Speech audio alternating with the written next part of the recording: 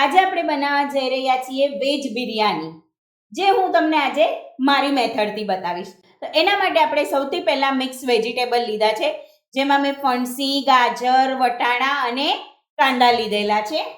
હવે આપણે એમાં 5 કપ જેટલું હંકડ એડ કરીએ છીએ, દહીં એડ કરીએ છીએ, ફુદીનો એડ કરીએ છીએ, 1 ચમચી, 1 મોટી ચમચી કોથમીર એડ કરીએ છીએ, 1 ચમચી બિરયાની મસાલો એડ કરીએ છીએ, 1 ચમચી લાલ મરચું એડ કરીએ છીએ, 5 ચમચી હળદર એડ કરીએ છીએ, 1 ચમચી ધાણા જીરું એડ કરીએ છીએ, લીંબુનો રસ એડ કરીએ છીએ, અડધી ચમચી.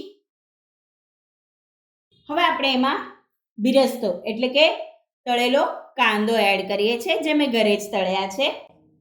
મીઠું એડ કરીએ છીએ સ્વાદ પ્રમાણે, અડધી ચમચી આદુ મરચાં અને લસણની પેસ્ટ એડ કરીએ છીએ, તેલ એડ કરીએ છીએ 1 ચમચી.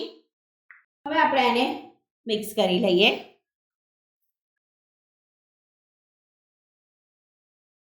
આને મેરિનેશન કહેવામાં આવે છે. હવે આ મિક્સ કરી અને આપણે એને 15 થી 20 મિનિટ માટે રેસ્ટ આપીએ છીએ. હવે જ્યાં સુધી આપણા વેજીટેબલ મેરિનેટ થાય છે ત્યાં સુધી આપણે બિરયાની માટે રાઈસ બનાવી લઈએ. અહીંયા મેં પાણી ઉકળવા મૂકી દીધું છે. એમાં સ્વાદ પ્રમાણે મીઠું એડ કરીએ છીએ, 1 તમાલપત્ર, 1 સ્ટાર ફૂલ, 1 તજનો ટુકડો અને 2 એલચી એડ કરીએ છીએ.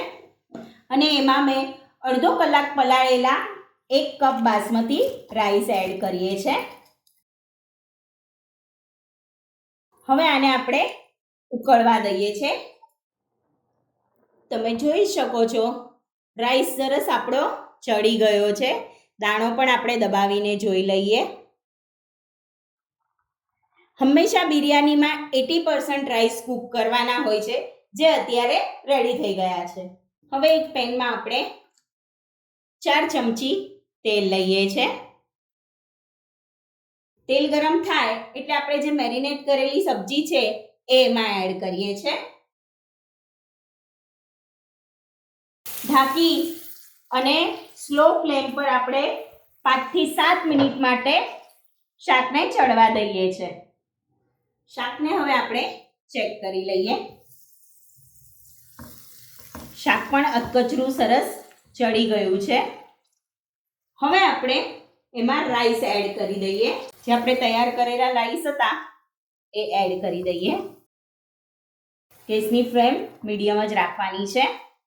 મીડિયમ ટુ સ્લો રાખો તો પણ ચાલે. ઉપરથી બિરસ્તો એટલે કે લાલ તળેલા કાંદા એડ કરીએ છીએ, ફુદીનાના પાન એડ કરીએ છીએ, કોથમીર એડ કરીએ છીએ.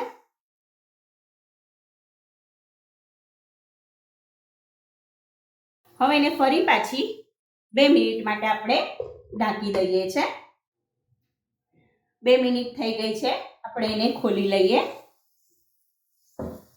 હવે આપણે એમાં હજુ એક ટચ આપવા જઈ રહ્યા છીએ.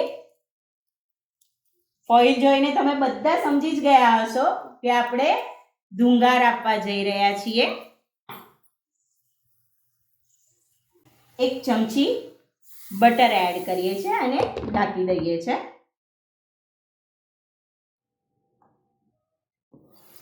ધુંગાર પણ અપાઈને તૈયાર છે. બિરયાનીને સર્વ કરીએ.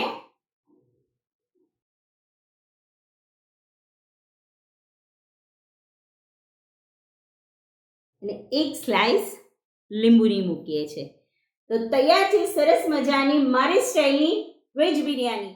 મળીએ નવી રેસીપી સાથે. ત્યાં સુધી સ્વસ્થ રહો, મસ્ત રહો અને ખાતા રહો. Thank you.